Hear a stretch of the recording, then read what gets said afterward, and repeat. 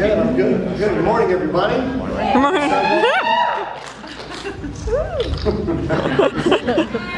How's everybody doing today?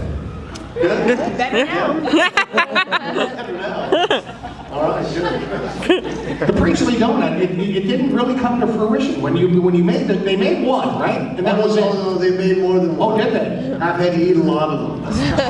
And they're very sweet. They're way too sweet. They're sickly sweet. But you know, us Canadians, we love our donuts, right? We're a donut-loving country. And yes, that's a Priestley donut. Yes. It's not very good. I'm going to be perfectly honest. Apparently, the writers of How I Met Your Mother are not. They're not donut connoisseurs. Let's be perfectly honest. It's not very good. But it was funny. It was a funny bit. Absolutely. Did you actually come up with it? Well, sorry to keep harping on the donut thing. Did you come up with it, or did someone write it into the script that way, or did you actually invented it in your brain? I had a few too many pops. I was not responsible for that donut. It was the writers of How I Met Your Mother came up with it. I would like to think that I could come up with something better than that if I needed to. Yeah. But it was I hold them personally responsible. Pizza stuff, donuts. As do my teeth, and as does my liver. If anyone has any questions, you can certainly just raise your hand. We'll just link back in Beverly Hills School Board, whatever you guys want to do. Let's talk about 90210, and I know, sorry. They're still here for it. Was that like another life ago for you now? Because producing and acting and with your HBO series and just everything that you're on doing currently, does it seem like it was like another life ago? It does, absolutely. It feels like it was so long ago and so many other careers ago, it feels like it was another lifetime. And so many people that worked on that show and I worked on that show with are either out of the business or I've put in the ground. You know, it's really been, it felt like 1,000 years ago. and like even how we shot that show and the format that we shot that show on film. People don't even use film anymore. You know, like it was a different time, and it was a different way of telling stories. And we all as filmmakers, we've had to learn to use new technologies to tell the stories that we tell. As actors, we've had to learn to act differently because the style of acting has changed since then. You know, and you have to act in far more realistic ways than we acted back then. I mean, in the 80s and 90s, the style of acting was much different than it is now. You know, and if you don't keep up with the times, you get left in the dust. You know, and so it really feels like that show was a whole other lifetime. One Shannon question, that'll be it for me. Are you guys good? I know that there was some, not controversy, but after your memoirs came out and she did the Twitter thing and you responded so gracefully. Again, it goes back to the people, even in here, when you bring up that dynamic on screen as sister and brother on the show, it's almost like they still want you to be sister and brother, and how dare you guys are fighting it out. No, Shannon and I never fought back then. Shannon and I don't fight now. I got nothing but love for Shannon. I had nothing but love for her back then. I got nothing but love for her now. Shannon's great, man, and I love Shannon, and I wish her nothing but the best, always.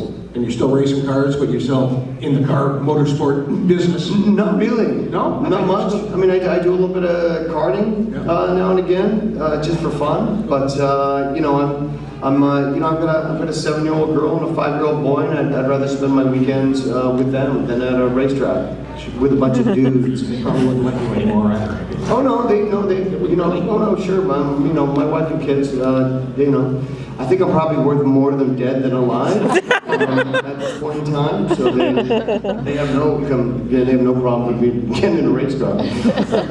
Anyway, let's kick off some questioning out there. Just stand up and yell as loud as you can. Yes, sir. Hi, I was wondering, you're so popular back in the 90s.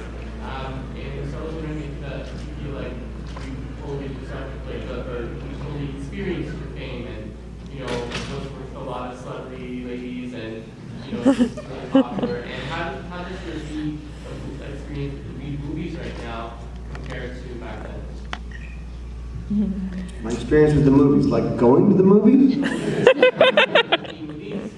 how does that compare to back then? Like or being in the movies. Like being in the B like movies, like in the not like the same box office movies, but like the ones that. Being in the B movies, right? Yes. Okay. How did I experience my time with the celebrity ladies? It's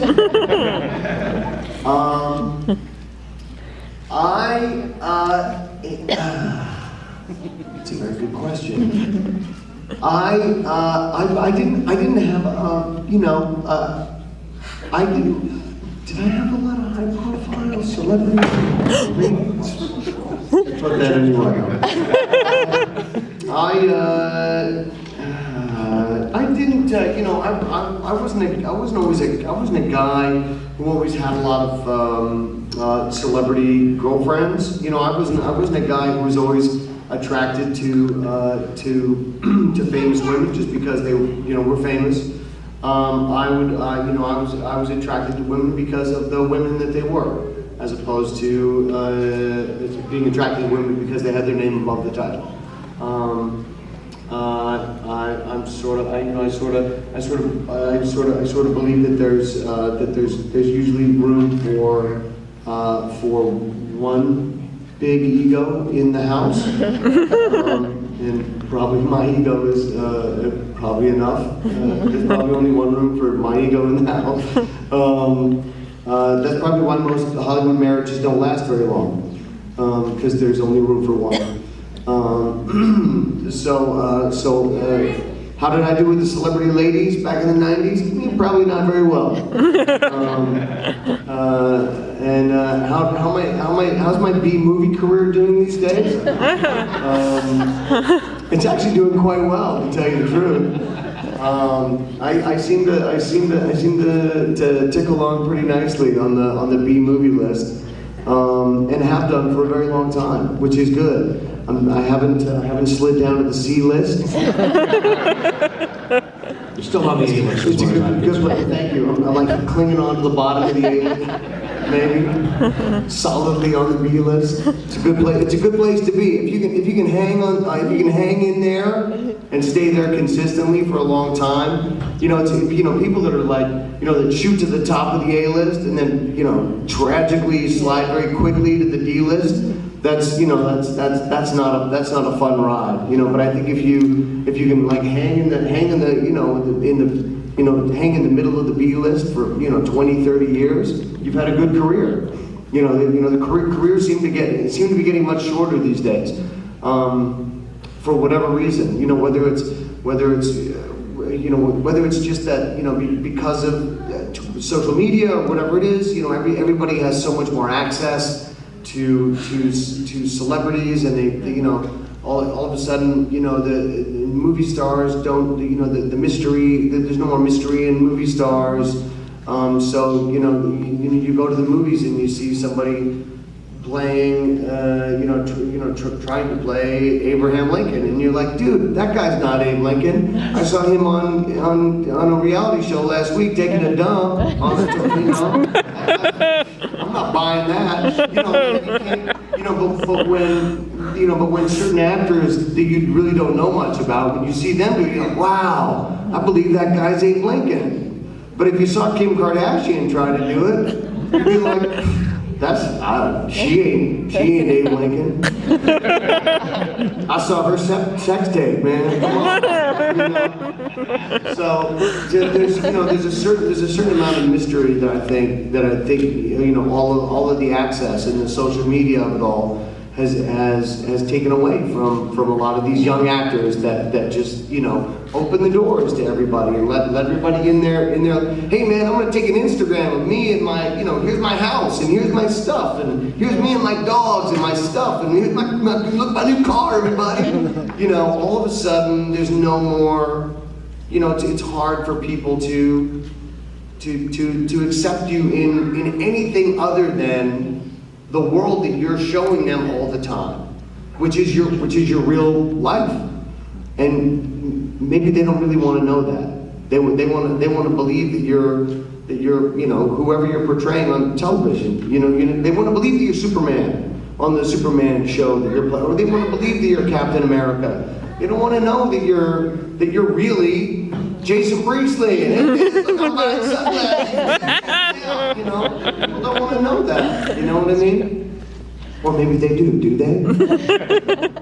Give me some feedback, people. Send it to me on my Twitter account. At Jason_Priestley. Did you always want to be a director? Because you did direct episodes of 90210. Was that orchestrated by you? Did they say, hey, maybe That was this kid can... all part of my evil plan. Is that what that all was? part of my grand evil plan. Is that something you always wanted to do? Yes. It was something I started directing theater in high school. Okay. So I started bossing around children when I was still a child. And then when I became an adult, I thought, hey man, now I can start bossing around adults. This is great. And yeah. So I saw that I would have an opportunity to start directing on Beverly Hills 90210. I just kept bugging Aaron Spelling and bugging him, and finally, you know, he was old. You know, and he just got tired of it after a while. He was like, Jesus, kid, stop. I'll give you an episode if you just stop bugging me. And for some foolish reason, he handed over the keys to his most successful TV show to me, a 23-year-old kid. And he gave me an episode to direct, and the episode went very well. And the only thing he said to me was, I see there are kids in the room. He said, "Don't fuck this up."